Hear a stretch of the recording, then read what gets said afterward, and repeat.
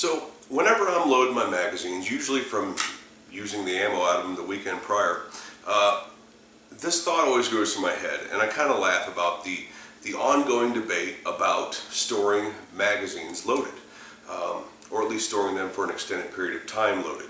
Now, this has been an age-old myth that has spread through the internet for a long time, and I got to tell you, people, especially you new shooters out there that are looking into, dispelling some of these myths, figuring out what you should and shouldn't be doing, it is perfectly fine to store magazines, loaded magazines, for extended periods of time.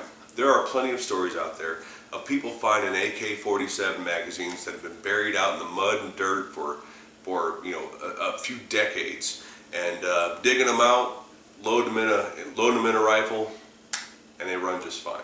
Now, this especially holds true for newer magazines. While older magazines may or may not have had a problem because of the type of steel that was being used in springs for various guns throughout the world, with new spring technology, new steel technology, things that springs are being made of these days, the different chemical components and mixtures of steels, it's not a problem. You can load a magazine. I don't care. In my case, I'm an AK guy. It doesn't matter if it's your steel magazines or your Tapco magazines. I've got plenty of both sitting here, and I store all my magazines fully loaded. Now, how is this possible, you may ask? Well, it's simple. Spring technology. The way springs work is they collapse and extend, just like the springs in your car, just like the springs in your magazine, just like springs on anything else that has a spring on it. Not all springs sit at a resting position, and not all springs sit at a fully tensioned position. What wears a spring out is the constant movement. When you move a spring back and forth constantly, that generates heat. On a chemical level, it generates heat within the metal, and that wears the spring out. Keeping it fully collapsed or keeping it fully open will not wear a spring out.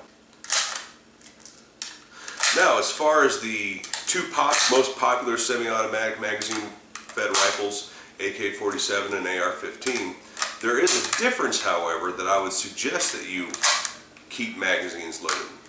And that is an AK-47, you can fully load to the brim with 30 or 31 rounds, however many fits in that particular magazine. I say that because sometimes you find with Tapcos you can fit an extra round in them. But the way a AK-47 magazine locks in is very positive, and you don't have the problem with the bolt pushing on that last round, or the first round, I'm sorry. Now with AR-15s, it's a little bit different. If you've ever loaded a fully magazine with the bolt closed, with the rifle bolt closed, into an AR, you really have to push it up in there and give it a smack on the base to get it to lock into place. And that is because that first round that's sitting on top of the magazine is pushing against the bolt carrier. And then you charge the rifle, bringing the bolt carrier and bolt past that first round, and then hitting the back of the casing and loading it into the chamber. So if you're an AR guy, and most AR guys know this, but like I said, for the new shooters, I would suggest loading your magazines with 28 or 29 rounds in it, because if in an emergency situation you do have to load that magazine with your bolt closed, you can just pop it right in there and you're not fighting as much spring pressure. But like I said, with AKs you can load them all the way up, 30, 31 rounds, however many your magazine holds, and you'll be just fine. That's all I got for you. Like I said, whenever I'm sitting here loading magazines, I always have the thought of making this video running through my head. This time I actually did it. So, thanks for listening. I hope you learned something. We'll talk to you later.